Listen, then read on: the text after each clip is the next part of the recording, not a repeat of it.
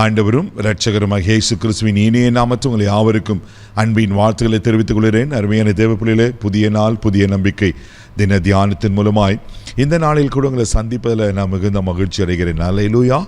இன்றைக்கு கூட கர்த்தர் நமக்கு கொடுக்கிற வார்த்தை என்ன? எசேக்கியேல் தீர்க்க தரிசன புஸ்தகம் 36ஆம் அதிகாரம் 36வது வசனத்தை வாசிக்க கேட்போம். கர்த்தராகிய நான் நிர்மூலமானவைகளை கட்டுகிறேன் என்றும் பாழானதை பயிர்நிலமாக்குகிறேன் என்றும் அப்பொழுது உங்களை சுற்றிலும் உள்ள மீதியான ஜாதிகள் அறிந்து கொள்வார்கள். கர்த்தராகிய நான் இதை சொன்னேன், இதை செய்வேன். அல்லேலூயா. பியூட்டிஃபுல்லாக இருக்கு பாருங்க. ஆண்டவர் எவ்வளோ நல்லவர், நம்ம மேலே அவர் எவ்வளோ அக்கறையுள்ள தேவனாக இருக்கிறார், கரிசனையுள்ள தேவனாக இருக்கிறார். பாருங்க, கர்த்தராகிய நான் இதை சொன்னேன், இதை செய்வேன். நான் சொல்கிறேன், நான் அதை செய்வேன். ஆமேன். ஆண்டவர் சொன்னால் சொன்னதானே, அவர் சொல்ல ஆகும், அவர் கட்டளை நிற்கும் அல்லவா? அப்படி என்னங்க சொல்கிறாரு? முதலாவது இங்கே சொல்லப்பட்டிருக்கு, நான் நிர்மூலமானவைகளை கட்டுகிறேன். அல்லேலூயா, அல்லேலூயா. தேவ பிள்ளைல நிர்மூலமானவைகளை அவர் கட்டுகிறாரா? இது பொது மொழிபெயர்ப்பில் எப்படி இருக்குன்னா, உங்களுக்காக நான் அதை வாசிக்கிறேன். நான் அழிந்திருக்கிறதை கட்டுவேன். ஏதோ உங்கள் வாழ்க்கையில் அழிந்து போயிடுச்சு, ஏதோ உங்கள் வாழ்க்கையில் நிர்மூலம் அப்படின்னா ஒன்றுமே இல்லாது போயிடுச்சு. தேவ பிள்ளையில் எது இடிக்கப்பட்டு போயிடுச்சு. நான் எப்படிலாம் யோசித்தேன் பிரதர், எப்படியெல்லாம் நான் பிளான் பண்ணேன், நான் என் வாழ்க்கை எப்படி அமையணும், பல காரியங்களை, என் பிள்ளைங்களுடைய காரியங்கள், எதிர்காலத்தை குறித்து எல்லாமே ஒன்றுமே இல்லை ஆயிடுச்சு, நிர்மூலம் ஆயிடுச்சு.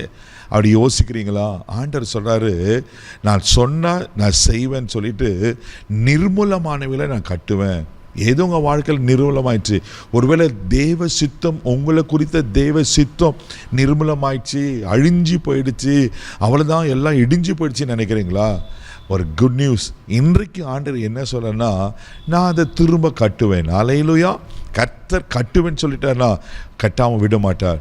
டெஃபினட்டாக அவர் கட்டி முடிக்க உண்மையில் தேவனாக இருக்கிறார். அல்லேலூயா. பாருங்கள், அது மாத்திரம் இல்லாமல் பாழானதை பயிர் நிலமாக்குகிறேன் என்றும், பாழானதை பாமேன் வன தேவ பிள்ளையில் பாழா போயிடுச்சு சொல்ல பாருங்க. அப்படின்னா வாழ்க்கையே கெட்டு போயிடுச்சு. ஆமேன். அது நல்லாவே இல்லை, பாழா போனது. அப்படின்னா பட்டு போயிட்டு வனாந்திரம் போல் ஆயிற்று.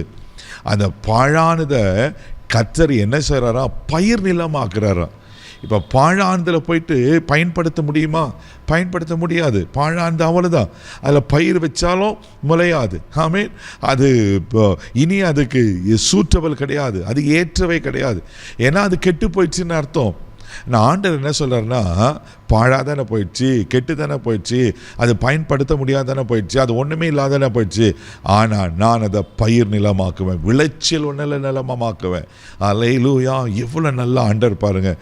ஆண்டவர் அப்போ என்ன சொல்கிறேன்னா, உன் வாழ்க்கையில் நிர்மூலமானதை, அழிந்து போனதை, பாழானதை, கெட்டு போனதை நான் என்ன செய்கிறேன்னா திரும்ப கட்டி, ஆமேன், அதை பயிர் நிலமாக்குவே நான் ஆண்டவர் சொல்லுகிறார். இங்கே 3வது சொல்லப்பட்டிருக்கு, அப்பொழுது உங்களை சுற்றிலும் இருக்கிற மீதியான ஜாதிகள் அறிந்து கொள்வார்கள். அல்லேலூயா.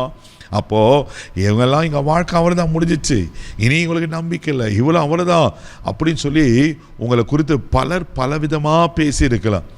அவருடைய கண்களுக்கு முன்பாக எது பாழாக்கப்பட்டதோ, எது நிர்மூலமாக்கப்பட்டதோ அதை நான் சரி செய்து அதை விளைநிலமாக மாத்திரன்னு ஆண்டவர் சொல்கிறார்ல. எவ்வளோ நல்ல ஆண்டவர். இன்றைக்கு ஆண்டவர் வாக்கு பண்ணனா அதை நிறைவேற்ற உண்மையில் அவராக இருக்கிறார். இன்றைக்கு கர்த்தர் உங்களை கட்டி உங்களை பயிர் நிலமாக மாற்றுவார்னா உங்களை தலைமுறையாக அப்படி ஆசீர்வதிப்பார். உங்களை மாத்திரமில்லை தேவ பிள்ளை, உங்கள் ஜெனரேஷனாக கர்த்தர் உங்களை ஆசீர்வித்து உங்களை கனப்படுத்த உண்மையில் இருக்கிற. சோர்ந்து போகாதீங்க. பாழா போயிடுச்சு, நிர்மூலமாயிடுச்சுன்னு நினைக்காதீங்க. கர்த்தர் அதை பயிர் நிலமாக அழகாய் மாற்றுவார். கண்களை முடி நம்ம ஜெபிக்கலாம். அன்பு தகப்பனே, உமக்கு நன்றி சொல்லி துதிக்கிறோம், உம்மை ஸ்தோத்திரப்பா. எது பாழாக்கப்பட்டதோ, எது நிர்மூலமாக்கப்பட்டதோ ஆண்டவரே அப்பா, அதை திரும்ப கட்டி அழகாய் மாற்றி சிறக்க பண்ணுகிற கர்த்தர் ஆண்டவரே.